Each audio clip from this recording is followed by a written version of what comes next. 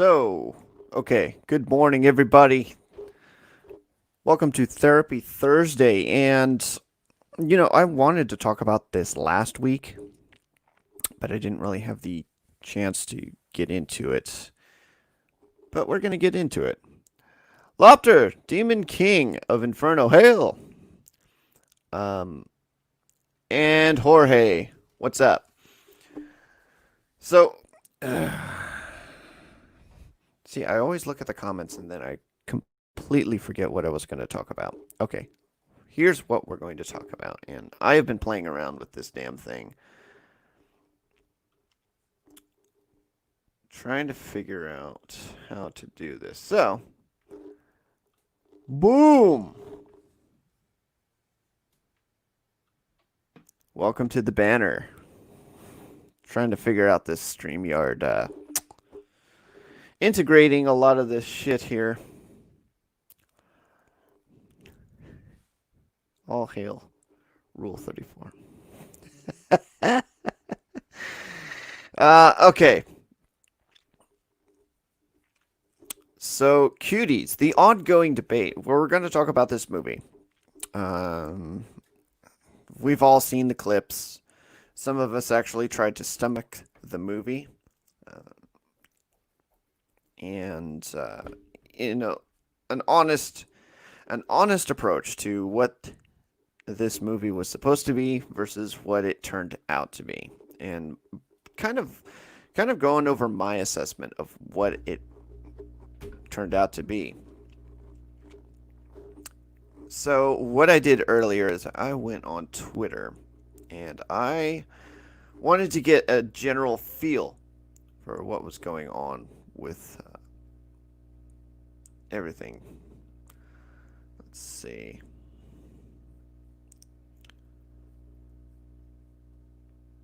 Sure.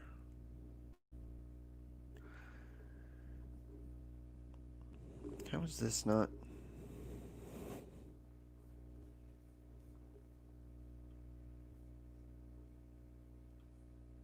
Maybe expand my screen more.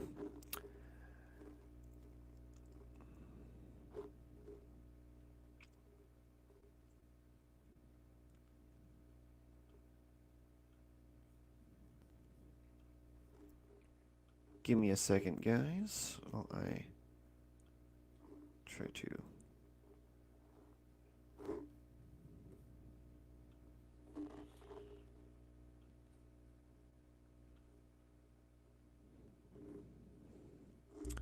Trying to figure out StreamYard at the same time as doing this. And.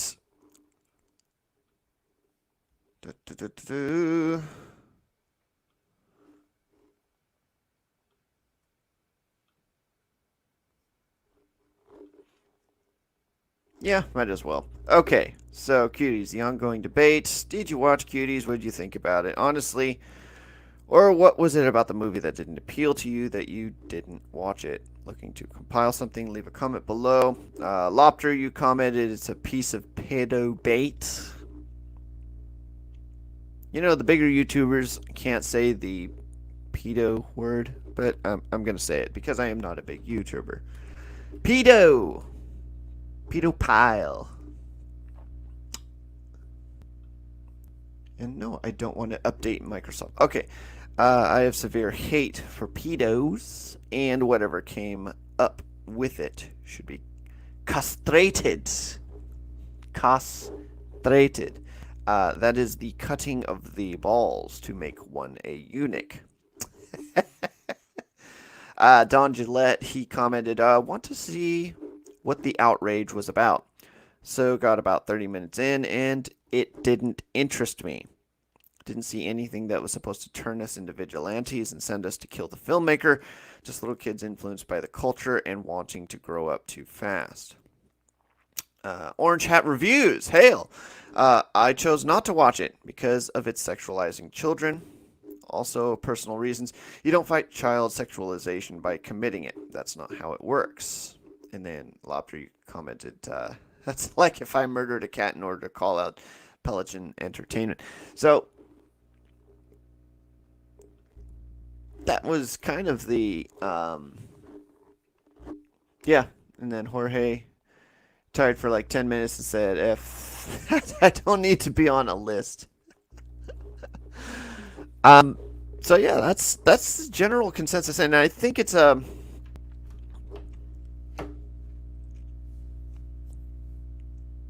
it goes to a deeper debate about what film is supposed to be to uh, bring up. And I wanted to talk about this in depth last week because there's a lot of stuff that film is supposed to do, and the the hallmarks of a successful film is that it does it addresses something without really addressing it. It just tells a story, and it makes you feel, it makes you confront, it makes you think about something. And I listed some of the examples in the description of things that in in previous films and in previous works it confronted something. And let's go to our first example. The first example that I listed was, I believe, the Joker film. Joaquin Phoenix, um, directed by the guy who did The Hangover. I forget his name, Todd Phillips. And what it did in telling the story of the Joker was it made you feel, it made you confront, it made you think about certain subjects and certain topics. And the Joker made you either confront yourself, confront society, confront corruption at the highest level, or confront any number of things. And that was the hallmark of a great movie, that it made you confront those things. It made you look at those things. It made you ask questions, either about yourself, about those other things, you know? Um, if you felt the way that Joaquin Phoenix's character felt in that movie, those were questions that you had to ask of yourself.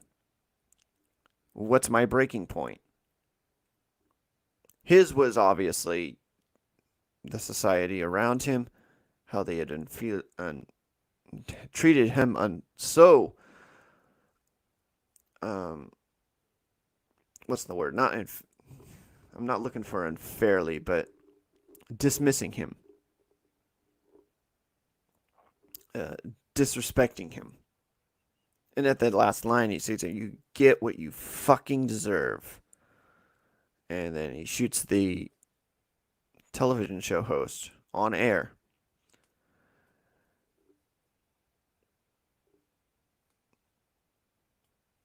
And it was just this.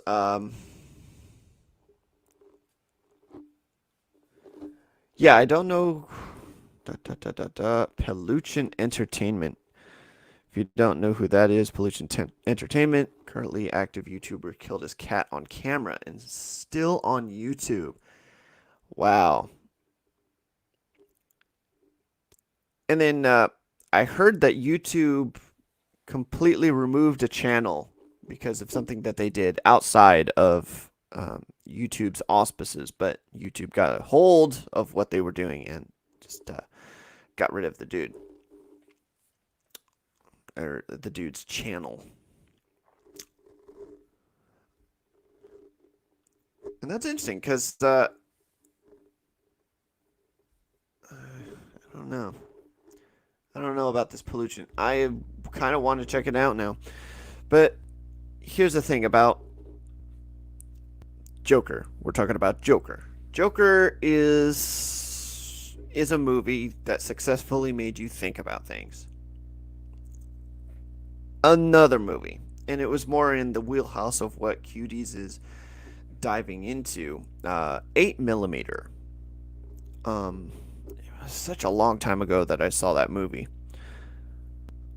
or at least remember seeing parts of that movie. The parts that I remember is Nicolas Cage watching this snuff film from this 8 millimeter roll of tape, and him being completely disgusted by what he was seeing. And it was like it was filming his disgust. It was filming his reaction that he was investigating this thing, but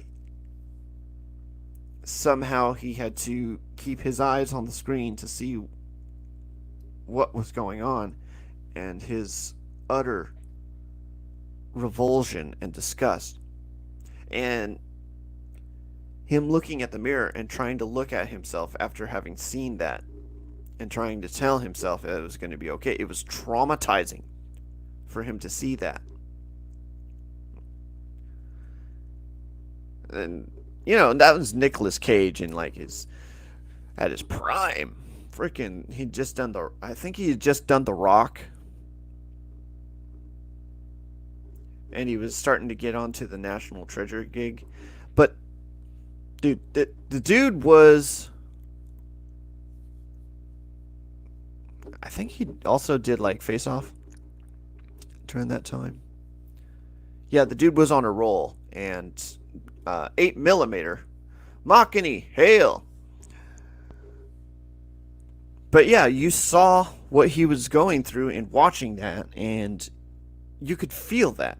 And somebody was telling me it was Alfred Hitchcock who perfected that technique of not of not filming the thing, but trying to instill into the audience the what could they imagine as the most horrible thing, because the audience's imagination is much more vivid than what the filmmaker could ever put on screen. Late 90s was golden age for Cage. He's coming back though. Color Out of Space. I'll have to look that up. Color Out of Space. But yeah, it dove into that topic of exploiting little girls, because I believe it was a little girl that was being that was in that snuff film. Yeah, but what was another example that I brought up? Here's the thing. Sia, Elastic Heart. That was actually a music video, and it had the young dancer. I believe she was on Dance Moms, whatever. Forgot her name, Maddie something. And Shia LaBeouf. And even though there was this outcry of, oh gosh, this young girl dancing with an old man, what was more prevalent was, because I didn't see that, it was a fucking great video. And why was it a great video to me? You had Shia LaBeouf locked in a cage with the young dance girl. Shia LaBeouf looks like haggard, worn out, angry. And so was the little girl. And they interacted with each other as a father and daughter, or maybe older brother and sister, whatever it is. But there was an age difference, obviously,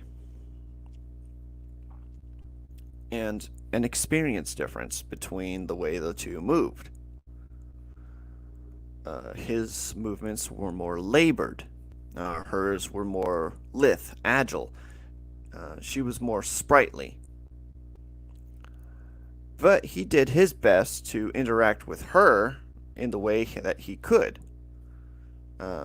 One time she was banging on his head, and each time that she banged on his head, he made a face at her, kind of just to like cheer her up. And at the end of the video, she gets out of the cage.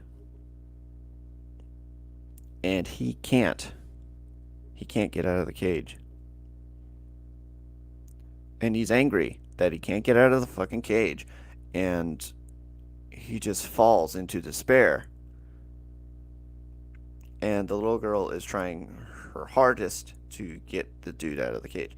And what that did to me, it made me feel for the Shia LaBeouf character, because that resonated with me, because I was like, that's fucking me in the cage. I see all the youth coming out of whatever situation, and I am still stuck in this fucking situation.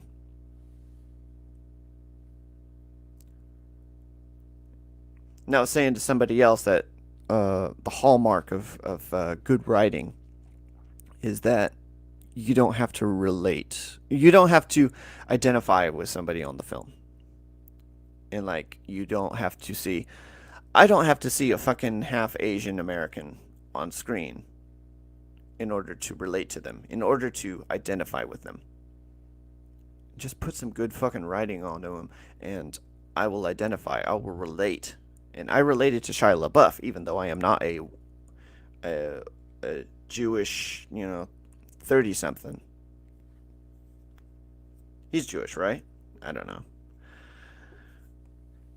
I know there was calls for him to be Moon Knight at some point because of his, I believe, because he is Jewish, and Moon Knight is Jewish. Ha! Mark Spector.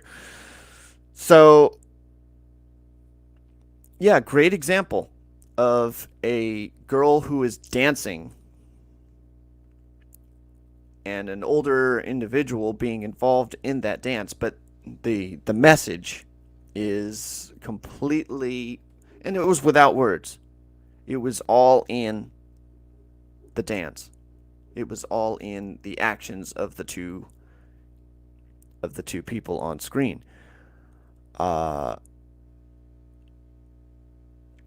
And you could pull whatever you could from that, but it made you feel, and that was why it was effective. Cuties. Let's get down to it. Cuties. This is how Cuties would make you feel if you saw that film, or you saw those clips. You saw those clips and you said, what the hell was being shot here? What the hell is the focus? Because it is focusing on areas that I don't see in the Elastic Heart video. I do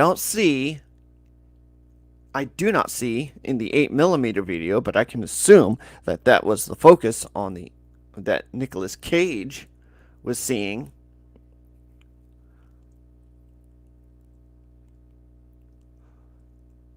Now, the thing is, I don't see, as Don Gillette said, it's not an outcry to kill the filmmaker. And then the thing with the politics thing, it's like Ted Cruz getting involved. It's just, I have a certain feeling about the politics and politicians right now. Still, my little anarchist roots come through, and I'm just like, I don't trust either of those bastards. And you give any of those bastards an inch, they will go a mile with it. And then eventually you find yourself in the new age of the comic books authority, where a whole bevy of shit gets censored. And I am not up for censorship, and especially not up for the censorship by any kind of government official. No fucking way. The best way that you can protest this kind of shit is just don't give it any money. Just refuse to give it money. Close your fucking wallet and spend it on something else. That's what I believe, at least. And I think a lot of people are starting to realize that that's probably the best way to send a message, because we could talk all the shit we want. We could talk a ton of shit. And we're seeing this with Star Wars too. A bunch of people were talking shit. But what really spoke out to Lucasfilm and Disney. Was it a bunch of people talking shit online? No, no, no. I think they're starting to get the point that you're losing money. People are closing their pocketbooks because this is not good material anymore. This is pandering material. We're making stuff to pander to other countries that have a lot of people and a lot of money. Why not just focus? Because going back to the example of the Joker, Joker did not have an audience in China because it did not show in the theaters in China, but it made quite a bit of money in the US. Let's see. And other countries that weren't so restrictive with their theater shit. Joker box office. Show me the money. Show me the money. Oh yeah, there we go. Want to know how much Joker made without China? Right there. Right fucking there.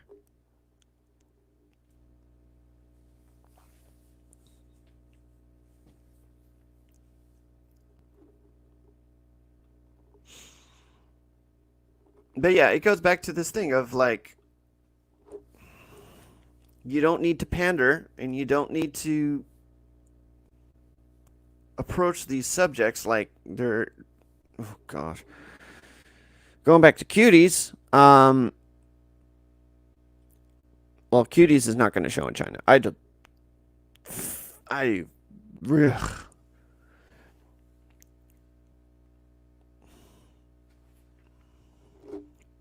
Imagine making a good movie and people willing to pay for it. So yeah, ultimately, the best thing for these studios, for these corporations to understand is that they want to make money. And if they are making good product, we will pay for it. And if they are doing their best to listen to their customers when we protest and don't buy their shit, then yes, they've got to listen to us. It's a twofold thing. Not just the voices, but it's also the wallets. So right now, you're seeing a lot of folks, Fandom Menace, Comicsgate. I don't know what the third installment of it will be, but once we get that, you will see a counterculture movement. Oh, we should just counterculture. It's happening, as it has always happened. Counterculture, and it goes to a deeper issue of, you know, us as a community, as a fandom, what we grew up with and what we understood as entertainment for us, as escapism, as our shelter from the real world. So we talk about like the football players and the jocks and the dudes that were on the student councils and the really smart ones who were really sociable. And then you talk about the computer techs. You talk about the guys that were locked in trying to figure out coding, and the guys who were playing Chrono Trigger and fucking Final Fantasy.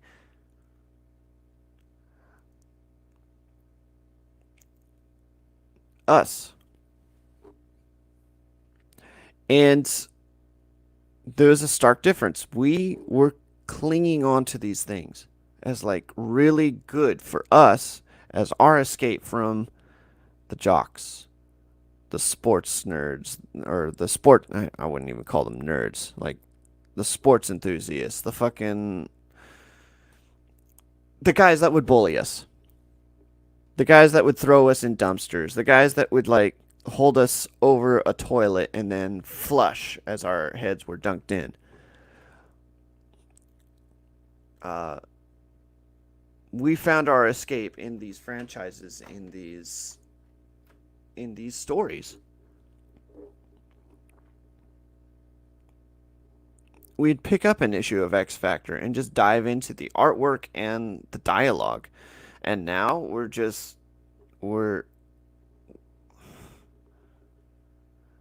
we're at a loss. We're at a loss because now that the those fucking bullies that were holding our heads over the toilets, that were throwing us into the dumpsters, are the ones who currently have our franchises, have our entertainment. And they want to make it popular. And they've made it popular. And it's a thing of like, okay, it's popular, but it's starting to become different. It's becoming it's no longer becoming the thing that we recognized.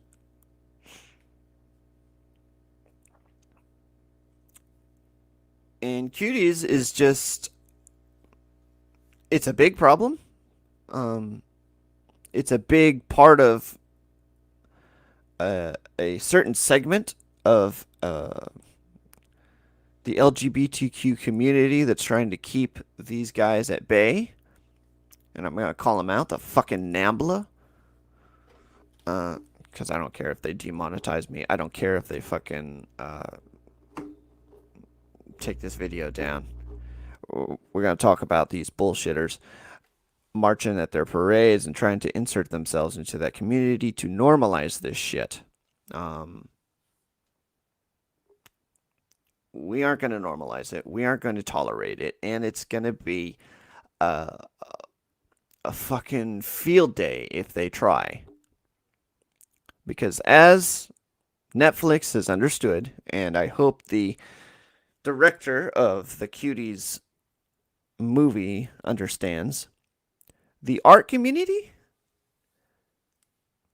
is all willing to accept this movie, but the greater, broader community, viewers, audiences, they don't like this shit. And they will be vocal about it, and they will cancel their subscriptions in order to make that point. So, lesson learned there. There's just some lines you don't cross. But it is a very small problem compared to the larger problem of we are going to lose all our franchises to pandering. We're going to lose all our franchises to corruption at the highest level in order to try to get money from folks who would not pay for your shit anyways. So this is a movement to get all this shit, get all our money out of it.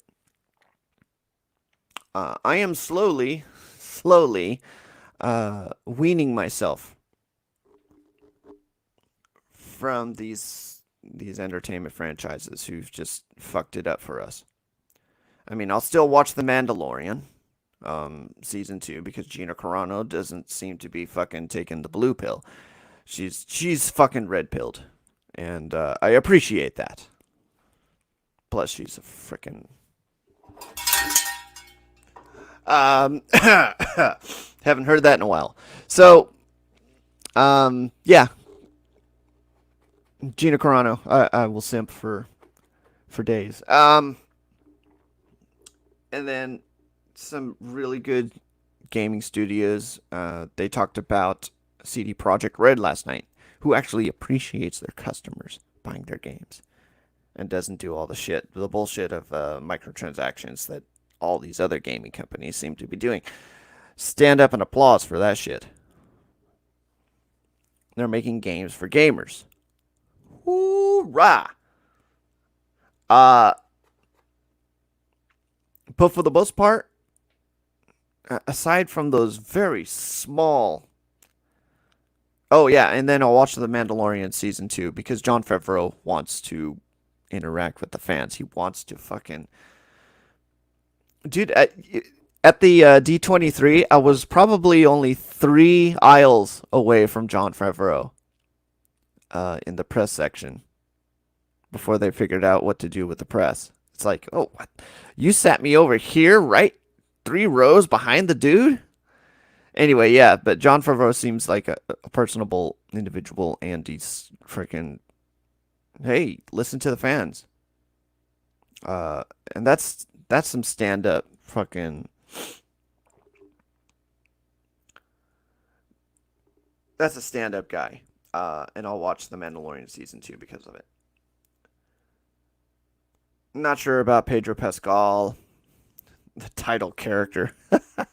um, but yeah, dude, there's got to be a movement, and there's got to be a move away from all of this pandering, which they try to make as a popularizing all the franchises that we love. And Comicsgate did it. They saw that they saw what was happening with the comic book industry, and they said, "Fuck that," and they just made their own shit. Maybe we ought to do the same. Maybe we ought to be independent filmmakers and creatives. And we're on here on YouTube, making our content, doing the thing that we need to be doing in another media format. But I think we need to have more diversity in our media. Uh, Makani, who's in the chat, he he draws. He does drawing live streams. He makes art for the Fandom Menace. Uh, all of us, Jorge, myself, Spencer, if he's in here. No, he's not in here. We also contribute in providing information to folks in both Comicsgate and the Fandom Menace and people who are just sick of what's happening in the film industry and our entertainment and our literature. It's just we provide that context, you know that middle ground of this is what it is, dudes. This is what it is. Um, as we write for Bounding into Comics, and we've become a we've become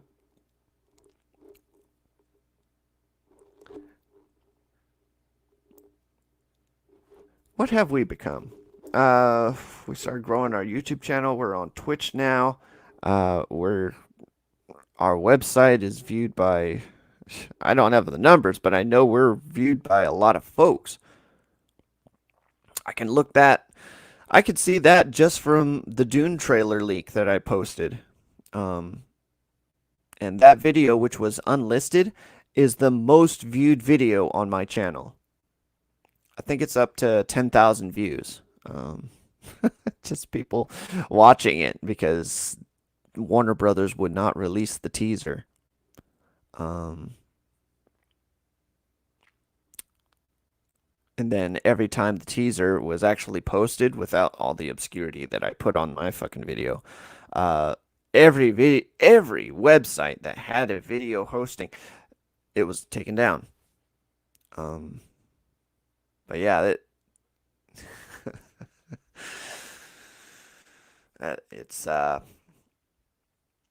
so yeah, cuties. The larger argument is entertainment is going down the shitter, and I think we need to start making our own entertainment. Take a cue from the Comics Gate movement and start making our own shit.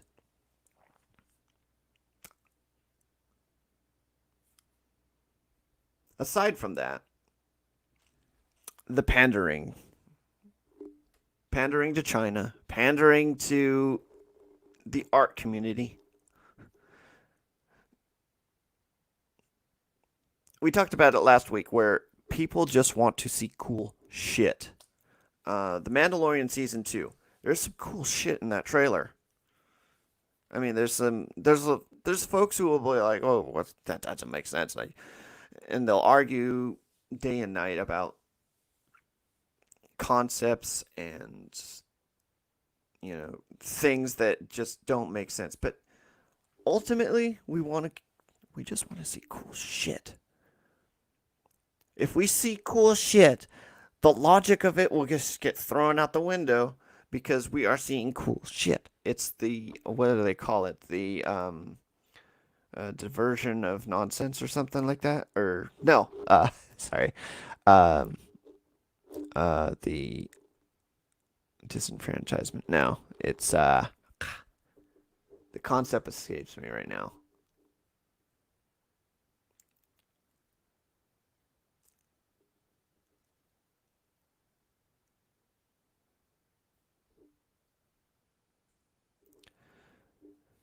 But yeah, we want to see cool shit, and Mandalorian season 2 looks like cool shit. If it turns out to be more cool shit than season 1, then it'll have my thumbs up. It'll have my thumbs up, and it'll. I don't have to outright cancel my Disney Plus subscription because of what they did with Mulan in China. I just have to say, you know what? Input into their data the thing that I want to see. The things that I want to see on Disney Plus. So, oh, cool. We're seeing an uptick on X-Men. Okay, people want to see X-Men. We're seeing an uptick on The Mandalorian. Okay, people want to see The Mandalorian. We haven't seen shit on Mulan. Okay, people don't want to see Mulan. What's the lesson we learn here? Don't make pandering shit. Number one, don't make shit. Number two, and then the things that we love, the things that we are actively watching, make more of that. More Yennefer in Witcher season 2. Okay, Yennefer. There was a lot of Yennefer. I'm sorry. I am not a okay. Yes, that. But eventually, I got tired of seeing Yennefer. And in the games, if I remember correctly, um, the other witch, sorry, the other sorceress was also as Bellworthy. The one with the freckles, she kind of has like the crazy hair. Oh, the crazy hair. Crazy hair is great.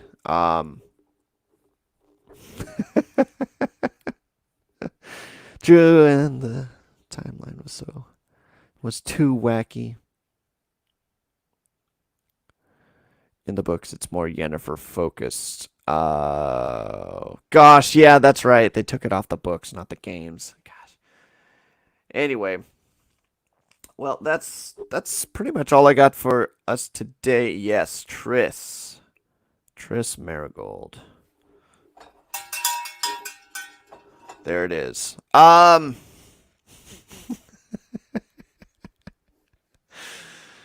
my gosh. Anyway, so thanks for joining me, guys. We will do this again next Thursday because this is therapeutic. This is good to talk about this shit. I usually have a little more collective thoughts on it. You know,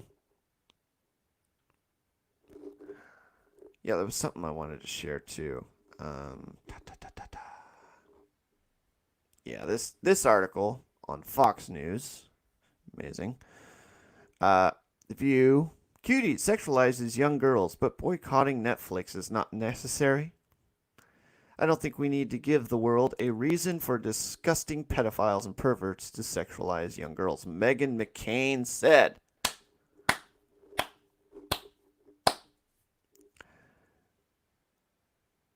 I don't watch The View, but I think Meghan McCain, isn't she the more reasonable one out of the whole group?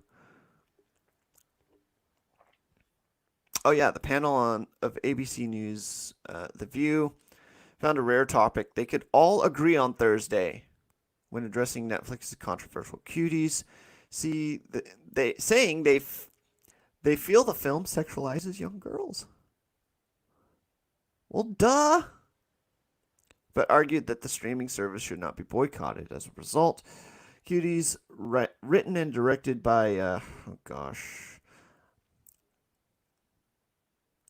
Let me genuinely try to get this name right.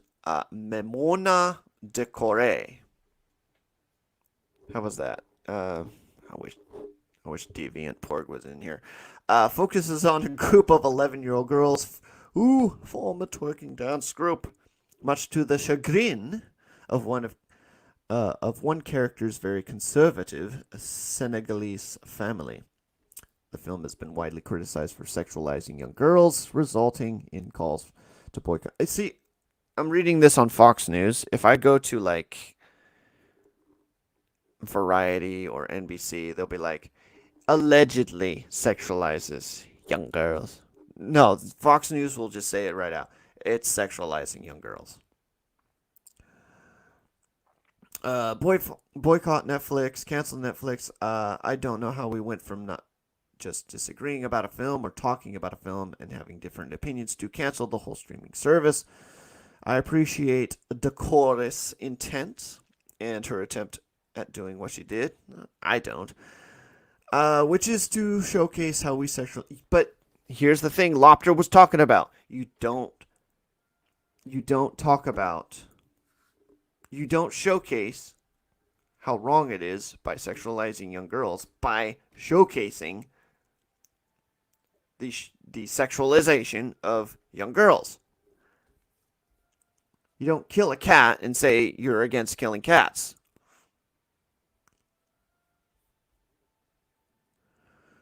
McCain hadn't seen the film. I'm a big fan of arts and I hate censorship. Okay, I agree with her. And I agree that we're down a slippery slope culturally in this way, but I have been listening to experts. And one expert is actually Nancy Pelosi's daughter, Christine Pelosi, who used to work in the San Francisco Child Abuse Sexual Assault Unit. And she tweeted, "This hypersexualizes girls to the delight of pedophiles that I once prosecuted. Please take this down, Netflix." That's interesting. Meghan McCain listening to the daughter of Nancy Pelosi. Nancy Pelosi, who is a Democrat. So when I tweeted that one thing of, what was her name?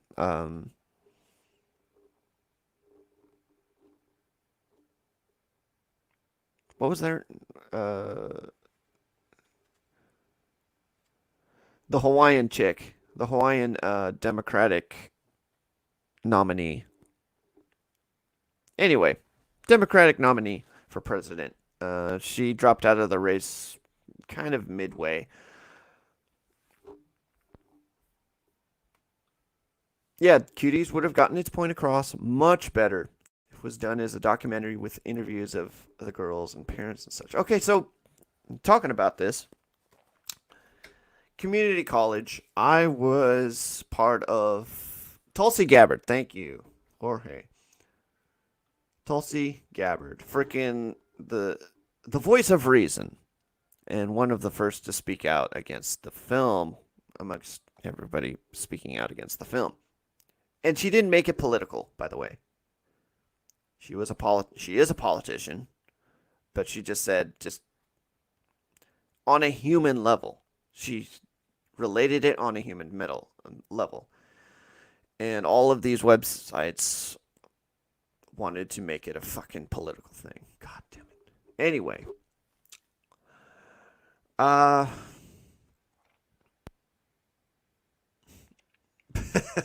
McCain said filthy old men who reviewed the film have admitted they found some of the young cast members attractive. God damn. I don't think we need to give the world a reason for disgusting pedophiles and perverts to sexualize young girls. I found the trailer gross. Yeah.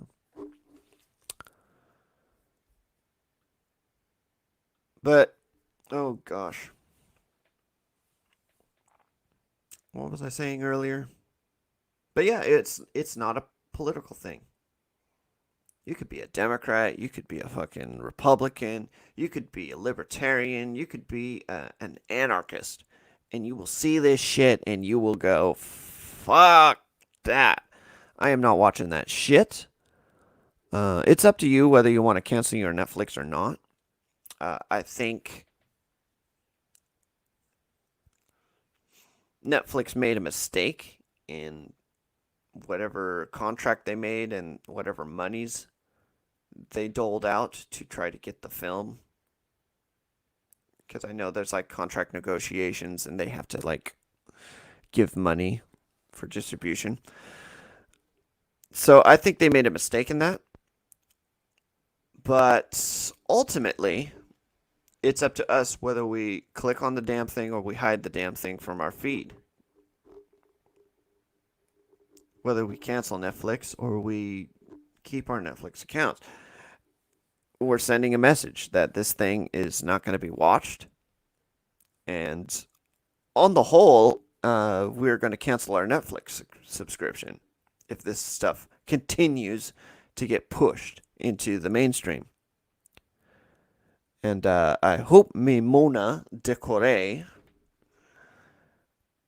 I don't care what kind of Sundance Film Festival pedophile led organization, freaking award winning bullshit she got from the film. The world does not want that. On the whole, the world does not want that shit. Anyway, that's all I got for you today, guys. Let's let's let's create our own shit. We need some cool shit out there again. And we're getting tired of this other shit getting pushed in our faces. Let's just make cool shit again. All right. Take it easy, guys.